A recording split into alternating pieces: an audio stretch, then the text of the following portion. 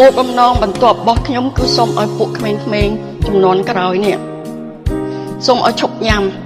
អាភៀនស្រាបរិយគ្រឿងសវឹងគ្រឿងញៀនអីទាំងប្រមាណពីព្រោះវាធ្វើឲ្យយើងខូចគំនិតខូចយោបល់ខូចការរៀនសូត្រខូចអារម្មណ៍ពីព្រោះនាងអស់នឹងដែលជាក្មេងជំនាន់ក្រោយនឹងជាតសរបស់ជាតិបើនាងអស់នឹងធ្វើអត់ស្រួលទៅជាឡាយឡោនេះទៅបានអ្នកណាត្រូជាតិអួយអ្នកណាគេស្រឡាញ់ជាតិយើងដែលជាខ្មែរនឹងជាងយើងចង់ឲ្យគេចូលមកឲ្យគេហៅឲ្យគេថាហោគេស្រឡាញ់យើងគេជួយយើងអត់ទេនាងឡើយត្រូវដឹងខ្លួនថាយើងនឹងជាសសររបស់ជាតិបើយើងអញ្ចឹងទៅយើងជាចៅមកសៀតដល់ពេលឪពុកម្ដាយជីដូនជីតាស្លាប់អស់ទៅអ្នកដែលមុននឹងស្លាប់អស់ទៅយើងនឹងដំណើរឡើងទៅជាធ្វើធំទៅយ៉ាងម៉េចទៅ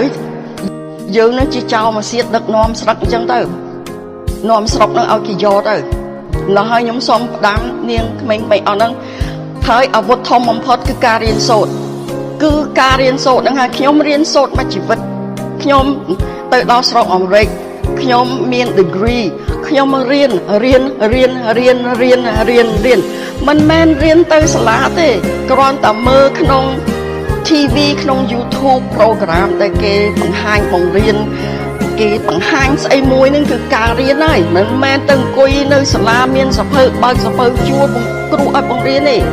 មិនមែនរៀនហ្នឹងបានន័យថាអង្គុយមុខគ្រូរហូតទេរៀនហ្នឹងគឺអានសភៅអាន magazine ពិសេសគេនិយាយពីរឿងស្អីមួយគេនិយាយពីបញ្ហាអីមួយគេនិយាយពីបញ្ហារបស់ដើមឈើស្អីមួយបញ្ហាទឹកបញ្ហាស្អី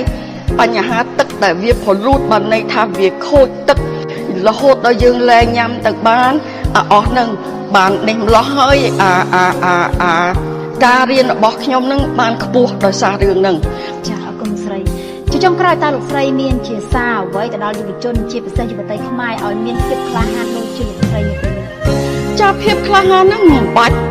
ដឹកនាំទេមិនបាច់បង្កើតទេយើងត្រូវមានក្នុងចិត្តយើងដែលជាសាសខ្មែរសាសគេទៀតក៏គេមានដែរសម្រាប់ជាតិគេព្រោះយើងចាំបាច់គេមកប្រាប់ថានាងស្រឡាញ់ជាតិធ្វើអញ្ចេះធ្វើអញ្ចោះអាហ្នឹងវាត្រូវដុសក្នុងចិត្តយើងតាំងពីយើងកើតមកបើថាយើងមិនដឹងទេឪពុកម្ដាយយើងត្រូវបដៅយើងបើថាយើងមិនដឹងទេយើងទៅរៀនក៏យើងត្រូវរៀនដឹងដែរយើងត្រូវមើលកាសែតយើងត្រូវមើលស្អីយើងត្រូវមានការឈឺចាប់បើជាតិយើងចុះខ្សោយយើងត្រូវមានការខ្មាស់អៀនការឈឺចាប់បើសាសគេមើលងាយយើងហើយនាងស្រីអស់នឹងសូមកុំញ៉ាំស្រាតាមគេបង្ហាញស្រាហ្នឹងគេ